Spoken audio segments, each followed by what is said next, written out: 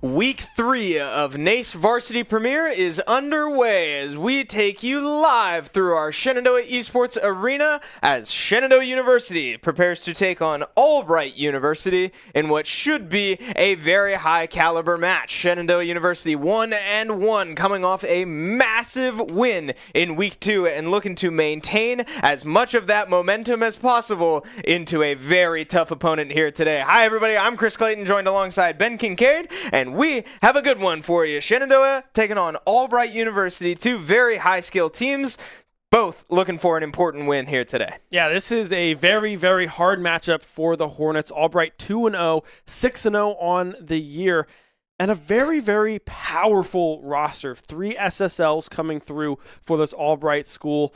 It's going to be a tall task for the Hornets here, but it is doable. We've seen them play at this level before. We know that they are capable, but this is certainly a test here in this group. Yeah, Shenandoah has had their fair share of swinging up at times at some of these very tough teams, and I would say that this is going to be another example of that. We can take a quick look back at where we've been so far this season. This is week 3, which means that Shenandoah is 1-1 coming off a huge win last week, but Albright on the other side 2-0, yet to lose a game, let alone a series. So a perfect season so far for Albright. They're looking to continue that momentum just as much. Yeah, pretty good team being 2-0 and 6-0 in the game matches there for Albright. So we'll have to see what SU can do against this one. But, I mean, it's a tried and true kind of strategy. The same team that we have seen throughout the past couple of years, Mango, Pagani, and Kiazi, will be the ones in the driver's seat for the SU Hornets. So take a quick look at the group right now. SU sitting at that 1-1 middle of the pack record there, taking over wins here against St. Cloud State and losing to Conestoga earlier in the year. But yeah, top 3 there, both 3 2-0 teams, Kaiser, JMU, and Albright looking very, very strong. Yeah, these early games really are so important because this is where you do start to separate yourself from the pack. So Albright looking to get that 3-0 and really start to solidify themselves up at the top of this ladder. We can take a look at these rosters that we teased earlier. Albright coming into today with Flo, Froze, and Frost. Some cute alliteration there with this roster, but not just for looks. I mean, this team is the real deal. Yeah, a very, very strong team here in Albright as we take a look across the pitch here for the Shenandoah side of things. It is Kiazi, Mango, and Pagani there in those fresh new jerseys. But they have been scrimming today as they do before every match. They look good. They seem loose, energized, happy, ready to hop into this series as soon as possible. So we'll have to see how they play today, but I'm expecting a good one. Yeah, we get a live look at the players here getting ready to load in fairly soon here. They look loose. Look at that smile. Oh, that's a $1 million smile right there.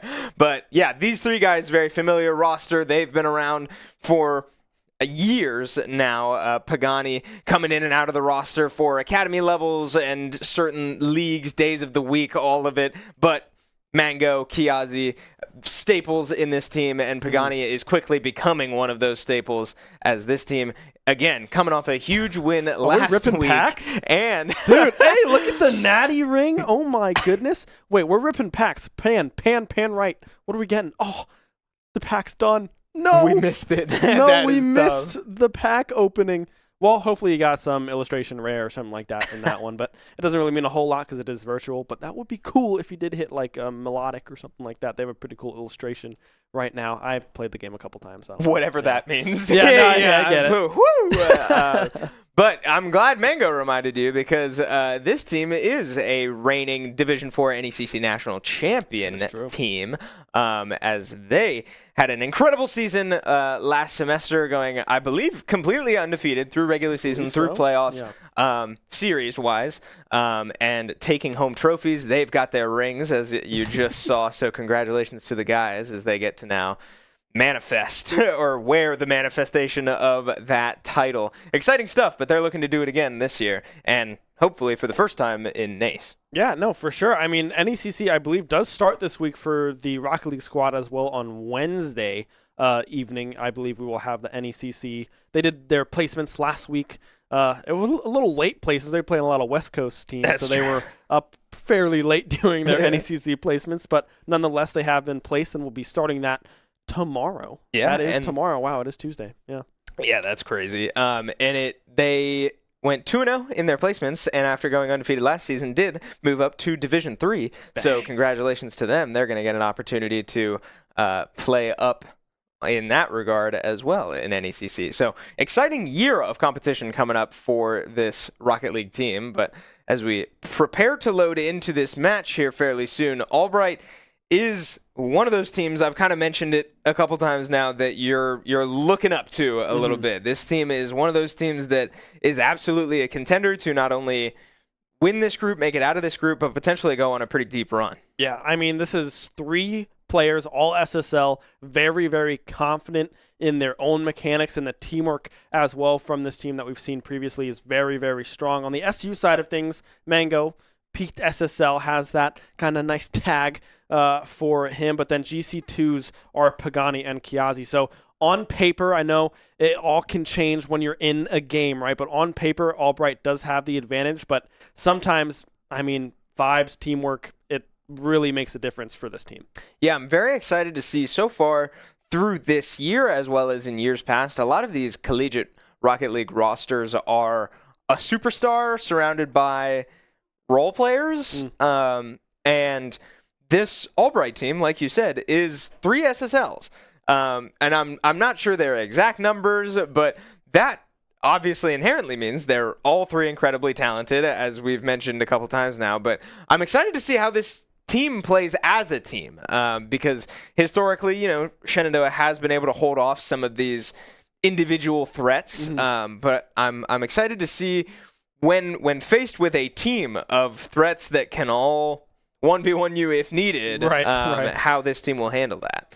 Yeah, it'll be interesting to see kind of what happens. I remember we were talking to Mango a little bit before, well, not before today, but last week during the post-game interview, and we were able to get some insight of kind of what things they are looking at to work on. A lot of it was comms, communication, making sure everyone is kind of on the same page when it comes to rotating and who's up, who's down, making sure we're communicating who's up on the other team, right? Because that definitely changes some of the aspects of the play style. But it looked good last week, right? They had that 3-0 win up against St. Cloud. So there is definitely potential and growth here that we have been seeing from this squad. Hi, Wyatt. We see you down there.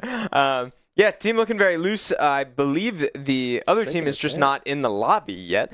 So hopefully we'll get into this soon as they are able to connect to the Rocket League lobby. But players looking loose on their phones, opening Pokemon packs. Dude, clearly not phased by this moment. All right, yeah, zoom in on that bad boy. Young Goose. What do we got? I can't even see it. Joltik? I don't even know what that was. Is that impressive? I can see it. Doesn't look like it. He's certainly not impressed. It was a buns pack. There was nothing in there. Yikes. Yeah, no EXs, no illustrations, nothing. Potentially a bad omen for the night, I guess. You'll have to stay tuned to find out. But it's good to see the team. I mean, spirits are high, clearly, going into a game that they obviously know will be extremely hard. I was talking to Mango earlier today, and he said if he had to put a number to it, he said probably 15% chance that they're able to knock out Albright, and that's not an insignificant number. That's pretty good. That's it's going to come down to great execution from this SU squad, as well as maybe a good handful of mistakes if Albright sort of comes in sleeping a little bit, not expecting the heat from SU. Perfect storm could really result in a win. I certainly don't mean to downplay our guys, but they've got a shot, but it's going to take a lot. Yeah, I mean, I'm looking for a fast start from the squad, specifically looking over at Pagani, because I know sometimes he's very momentum driven when it comes to his play style. So if he starts off slow, sometimes it can take 2 to 3 games to get going. But in a 5-game series, you could only have 3 games, right? So if you have a fast start going into this one, I think SU can really make some waves, but it's really getting off to that hot start that they have to start working on, because I mean, St. Cloud, they were on like immediately, but in Conestoga in week 1, it was a slower start, and they weren't really able to get that ball rolling till later on in the series. Yeah, last week there was a lot to be happy about. SU's boost management, boost starving, awareness with the map, eyes for the field, all seemed to be clicking, especially given that Kiazi was coming off an illness and couldn't even talk last week.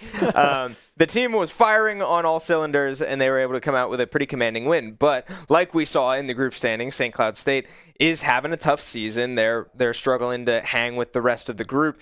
So I'm hoping to see a lot of that translate into this game, but it obviously is going to be a lot harder to boost starve effectively against a team of borderline professional players and do all of that same stuff that they were able to do against Cloud State. So if SU's going to win today, I'm sure it's going to look very different than it did last week, but that's not to say that they can't do it. So as we load into our first kickoff of the night, SU kicking off, losing the kickoff there, but Mango already forced to get up and make a play 10 seconds into this game. Froze now out of the corner, trying to find a cross, but Pagani is there, will whiff, but Kiazi is there to find the rest of that clear. Pinch cross coming through, but it's Flo back on the defensive side for Albright, able to get that touch into that corner and save an early goal here, but still in possession are the Hornets. As I say that though, Froze with a shot on goal. Oh! Not able to get the hit they were looking for. 1-0 onward. All right, so this is just a little tough from SU. A great passing play, a nice shot on net, but a bit of a slow developing play. Pagani was all over it, just couldn't quite place his car where he needed to and accidentally lobs that one in. But I don't hate that if you're SU. That's a tough moment, but you were right where you needed to be, just not where your car needed to be angled. Now that is crazy. Yeah, Mango is there with the save. Yeah, that was a disgusting angle on that double tap coming through from Flo as the ball hovers around midfield here. Kiazi with possession goes low, won't be able to win fully on that 50-50. Will find the demo onto Froze with a cross coming through. Pagani able to push that one off into the left-hand corner, but Albright thus far, the offensive side, relentless with the shots, making sure that SU has to be in position to find the bump, find the touch up towards Mango. Won't be able to get there. Flo beats him to the ball. Yeah, I really like those types of looks. You got to give yourself a chance, especially when you know that Albright probably will control the ball for more time than SU. So when you get those moments, I don't hate just taking them. As Mango tries to squeeze that one in on a slow play. Kiazi with a nice angle there from the corner, but well defended. Albright not caught off guard by that one, but Pagani's going to bang one right at the net. Flo will catch it and let it drop. Froze is ready to take it out. Yeah, I mean, I love the speed that SU is playing with right now, especially offensively, as that angle is there, but Pagani is back on the defensive end. But yeah, I love the pace that we are seeing. Oh my gosh, the demo coming through is massive. Flow on a one-on-one. Kiazi trying to flip it up, but won't be able to find the angle. But yeah, relentless on both sides offensively for these two squads. Yeah, Kiazi goes up and gets a shot. Flo right where he needed to be and goes for a follow-up there, but Pagani does not fall for it. So bang it into the corner, and Mango now with a one-on-one opportunity, but Frost able to launch that one out of any danger and follows up on it. Let's set up a shot here. If any follow-through is able to get there, Froze sends it onto the ceiling, but no follow-up, no third man, and Mango able to clear it out to the corner, at least for now, but a demo in favor of Albright means the pressure is going to keep coming.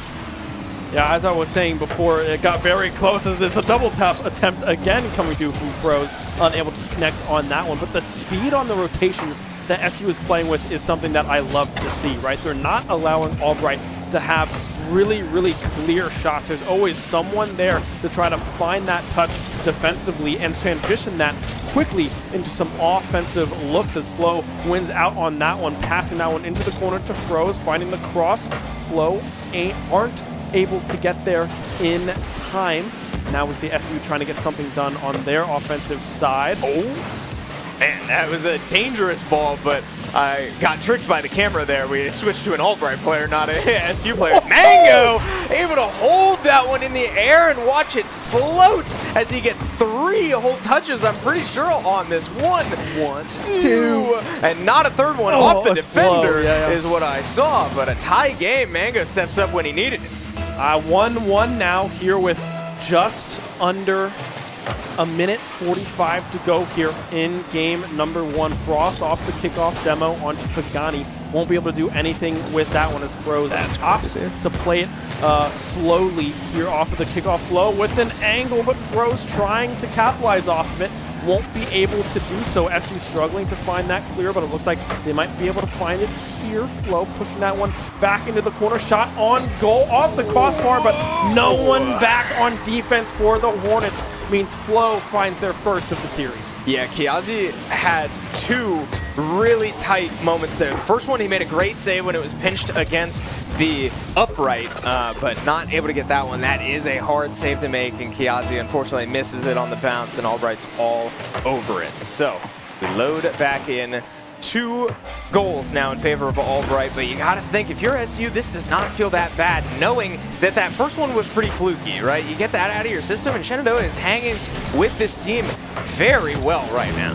Yeah, I mean, it's looking very, very good. Let's see if anyone can beat Flow. Not likely with no boost there on the side of SU. Pagani winning out on that 50-50. Frost needs to try to get it out of harm's way. We'll be able to push it off into the corner. Flow's the one to catch it. Froze is there with the shot, but Pagani already back on the defensive rotation, able to catch that one and keep this one a 1-score game with 35 to go. Mango takes it down to the ground, and we set up a play on offense. Pagani a little lost past the ball, and the boost numbers are looking a little low as SU starts to set up some offense, but just like that, Kiazi gets demoed and loses all of that boost. Another demo coming from the Albright defense as the clock ticks down to 15 seconds. Shoot a ball at the upright. It won't quite threaten much. Mango gonna take his time, knowing he's got 10 seconds. Pass it to the middle, but Albright once again all over it. Flow goes up to kill this one. They might put one more shot on net, and they do. Frost with the team play, finishing that one off, make it a 2-goal difference for Albright. Yeah, Flow to Frost on the connection. SU desperate, trying to send this one into a Game 1 overtime, but just unable to find the angle that they needed. Now with 1 second left, this ball will hit the ground, and that will be it for game number 1. Once this ball does hit the ground, we'll have to see that first. There it is. Albright does secure a 1-0 series lead, but a very, very close game 1.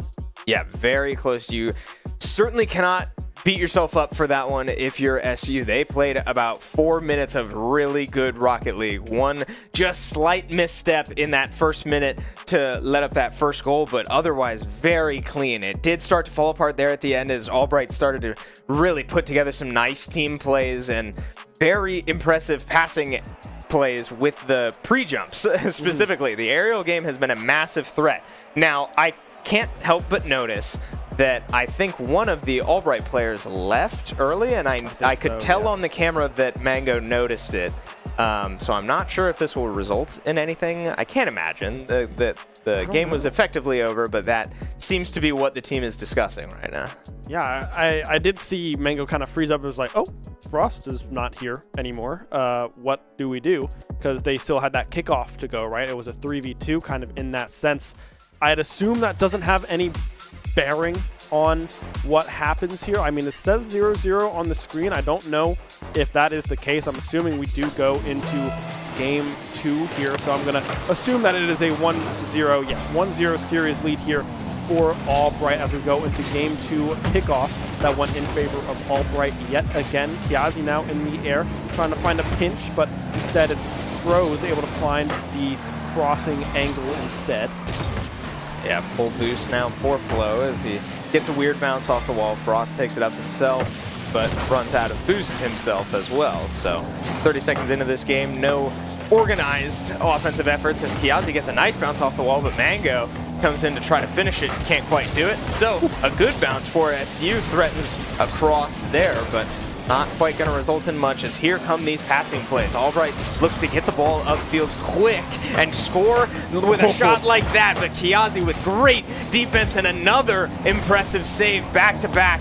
Tough saves for SU, but they stay alive. Yeah, that was a fast pass as well across that field. I was frankly quite shocked that Kiazi was able to recognize that as fast as he did and react as fast as he did as well to find that save. But I mean, this is what we have been seeing. Oh my gosh, nice. The musty, but Mango is there with the direct towards the corner. We'll have to see if SU can capitalize on that at all. They do get it down the field. Mango the only one there trying to find the cross. Pagani in position. The demo is there, but Frost is there instead for the save. And now no one back on defense. Crossbar, double tap, Frost on the board.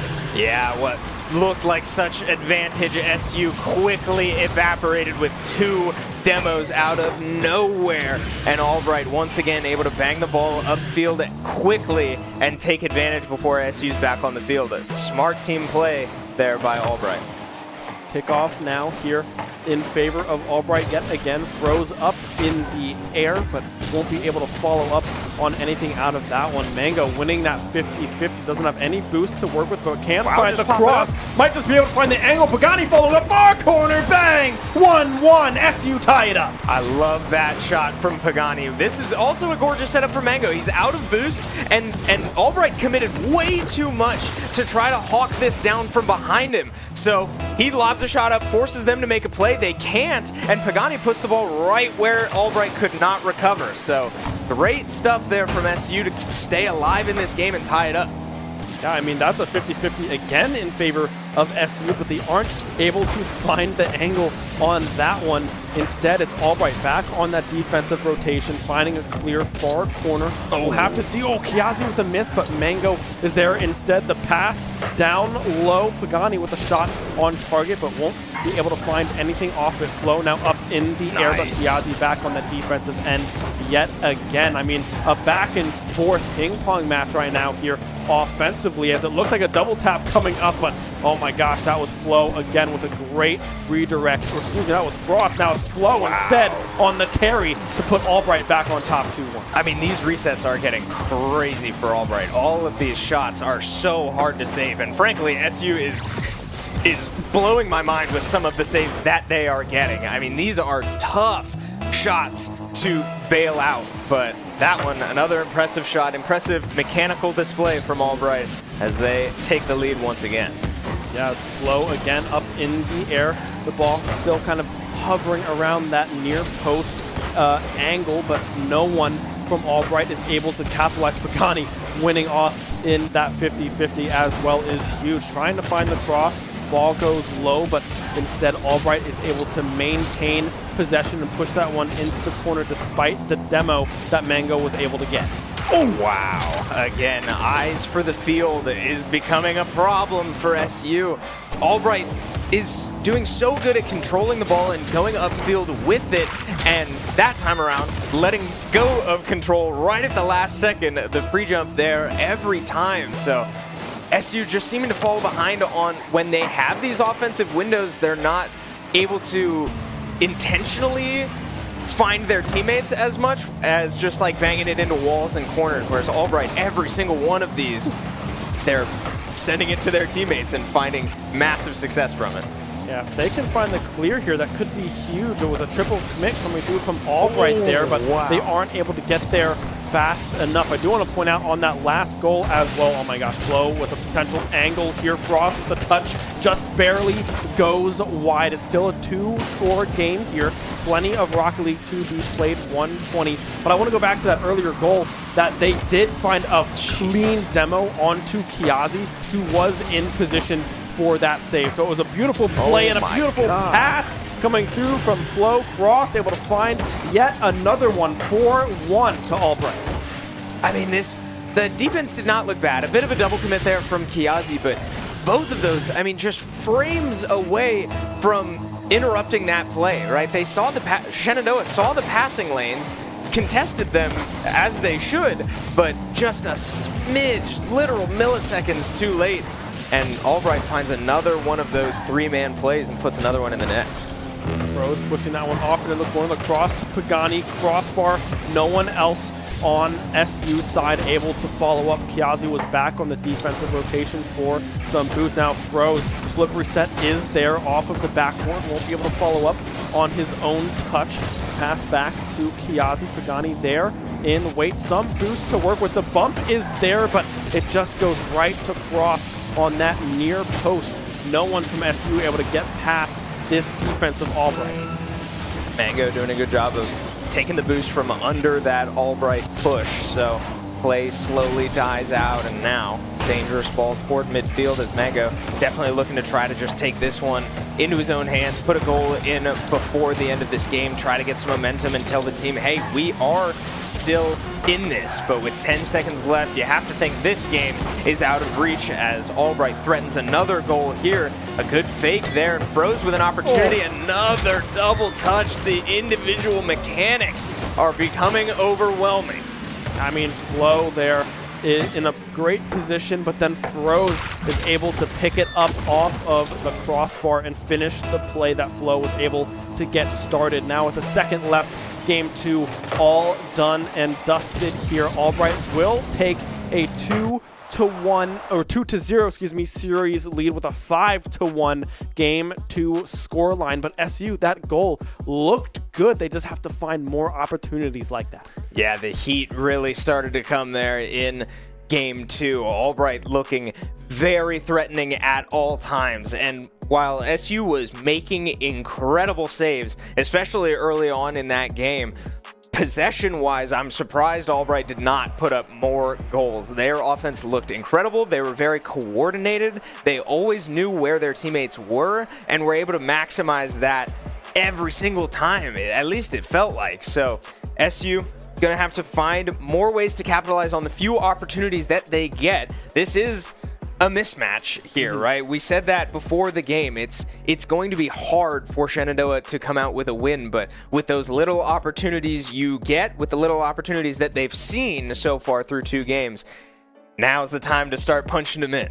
Yeah, I mean, they had great looks, but they just weren't fast enough. Albright was able to get back on that defensive end. I mean, the one goal that Pagani was able to find was super, super clean, but they just couldn't keep that momentum going, right? They were able to tie it up, but then it kind of fell apart defensively. They weren't able to find the touches. The 50-50s weren't going their way as we find a passing play from Pagani to Piazzi. Won't be able to connect in full as Mango carries that one across the field, pinched to the corner. Whoa. It gets tossed up there. Froze just trying to bury it, but unable to get there, but will be able to find the demo and regain possession of the ball.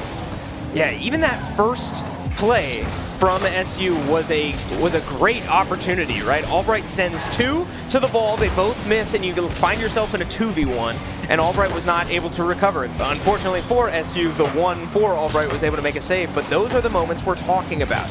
SU is not going to find many opportunities like that, and you're going to have to make them count when you get them. So, as we tick a minute into this game, still scoreless, and that's a good start for SU, especially given the momentum Albright had coming out of last game, and this time around, Albright's defense gets lost. Yeah, Pagani there on that beautiful 50 in the corner, able to get that touch, and Mango is in the perfect spot. This is SU's first lead of the night here in game number 3 with a first goal here within the first minute of game number 3. The demos coming through off of that kickoff as well. Won't be able to find it. Oh, we have shots coming on goal from Albright, but none of them going in. Yeah, Kiazi with a good touch there to finally get it downfield. Mango coming in hot, forcing 2 members of the Albright defense to get back and make a play on that one, but Frost will send it right back. So as we ping-pong back and forth, there's a shot on goal. Flo with no boost, still able to get back quick and make a play on that one. Mango able to bump the defender off the ball, give his team an opportunity, but so far still a lot of ping-ponging back and forth, and shots from midfield are not going to result in goals. Oh, Piazzi back in time. The double tap off of that wall got past Mango's defense, but Piazzi was there to find that save, keeping this a 1-0 SU lead. Throws there, going with a little bit of a fake pass up to Mango. Cross going through, but won't be able to find the angle as Flo is there on the wall to find the touch. The fake coming through, but Pagani instead is there on the defensive side as we approach the halfway point of game number 3. SU, oh, Mango, all right, finds the angle, 2-0 SU. Yeah, surprise hook shot out of nowhere here. Mango really gets some momentum. That separation from the ball right at the last second and hooks right into it. So much velocity on that shot. Albright had no time to react. I mean, a great approach and a great shot coming through from Mango, and a great game 3 thus far from the Hornets. Now, this is only the first half of game number 3. There's still plenty of Rocket League to be had. The flip reset is there for Flow, but won't opt to use it. Pagani up in the air, possibly trying to find some sort of pinch. Flip reset is there. We'll pass it back down to Mango, who is in the corner hunting for a cross. We'll find a pinch. We'll be able to find the cross, but no one there from SU able to follow up. But still, a 2-0 lead is massive for this Hornets team. Man, Shenandoah is playing defense like their life depends on it, and I absolutely love it. They are making incredible plays on the back end of the ball, but that's exactly what it's going to take. As wow, a great bump there in the goal to launch the last defender for SU. Albright punches one in, but again, every single one of these Albright shots has insane velocity on it, and Pagani unfortunately just gets sent to the moon there by, I didn't see who got the bump, but another Albright. One of the frozen player. ones. Yeah, I know it was exactly. Yeah. One of the players I that believe starts it was with an Cross that was able to find that bump, as was another shot on goal coming through from Flow, but they won't be able to find an angle. Frost up in the air, crossbar, doink. Pagani, though, gets bumped out. Can they get there in time? Wow. No. Albright with 2 quick scores to tie it up at 2. Okay, again, keep an eye on this bump. Pagani once again launched to his corner there, and Flo gets an open shot. It looked to me like Mango was going to be able to get back just barely, but again, this is a game of inches, as they say, just milliseconds away and can't quite get it. So tie game here with 2 minutes left. Frost now the one in control, goes up to the air, wins out on that 50-50, okay. but Pagani is able to get back in time. That was a dangerous angle. Flow, no boost. Froze is there, but won't be able to find any angles.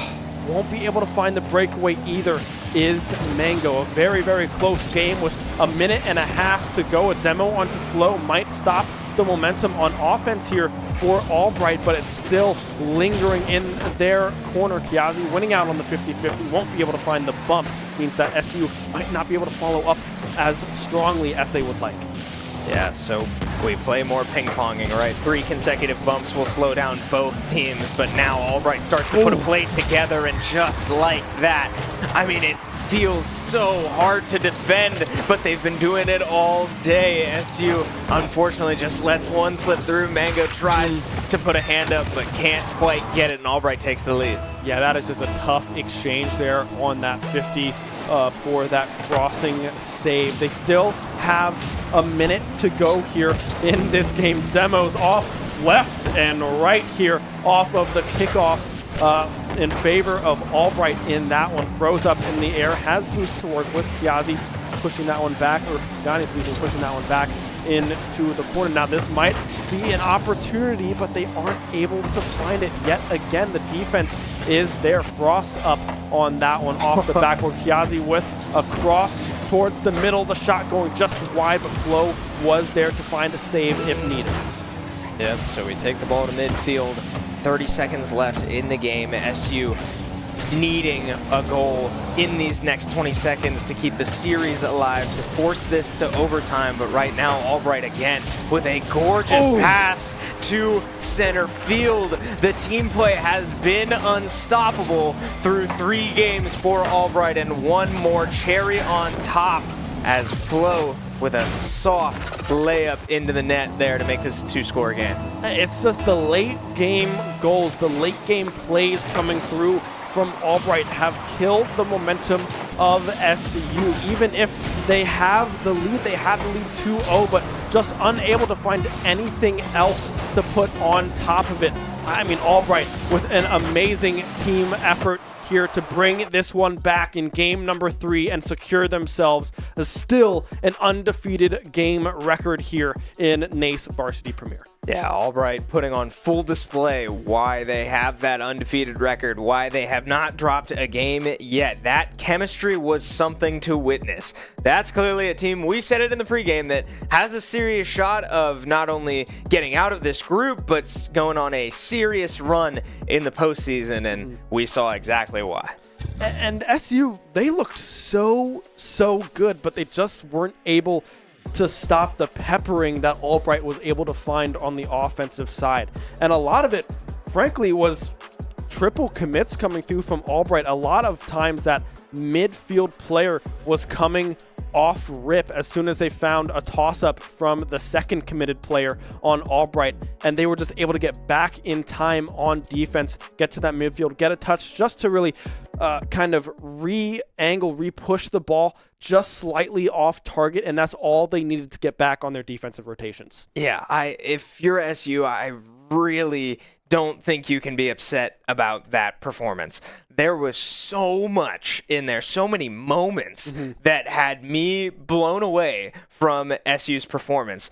That was just an incredible team, but I know it hurts to lose, but that's certainly a series to be proud of in my eyes. They played great. I think they improved a lot from week one, the last time we saw them play against one of these incredible teams. There was a lot that I would have liked to see in week one that I feel like I did see today from SU. So while they go down 0-3 in a head-to-head, I think there's plenty to be happy about. Yeah, and there's plenty to look at too, right? I mean, a lot of Albright's goals were just really good bumps, right? So maybe positioning kind of on that wall near post a little bit differently, maybe off of the crossbar, right? Maybe some of those things are something that you could look at here in a VOD, but there was a lot of great looks offensively from SU as well. I mean, the goal in game 2 was very, very well orchestrated. The follow-up, the angle coming through from Pagani. And then in game 3 as well, they had a lot of great looks. They just weren't able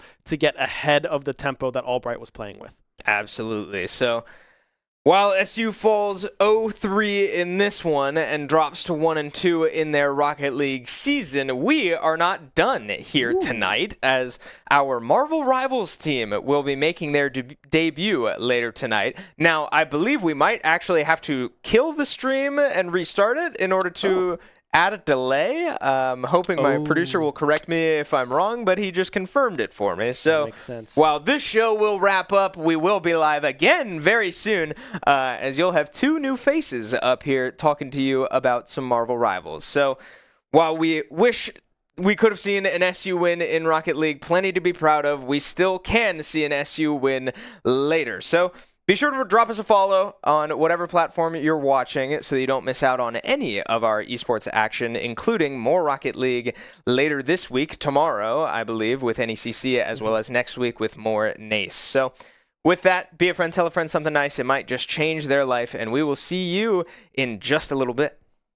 We have the Esports Arena right here on campus in Winchester, Virginia, and this facility acts as the hub for all esports activity at Shenandoah University. Students are able to use this space not just for competition and practices, but also as a living learning community and a sandbox for them to come and explore and practice and try out things related to and through esports in the gaming industry, so that they're getting that hands-on learning and the skills necessary to help them find a career by the time they graduate. We also have the professional level broadcast production booth, where we do all of our broadcasting and production, from casting of our games that we play right here on campus to working with outside entities to record footage for them as well. In addition to the space that we have here in the Esports Arena is the Esports War Room. Our students get to use that space for studying, but also outside projects. So our students get to use this space for professional development and the academic side of our esports program, which is such a critical component to go with that competitive element that we have.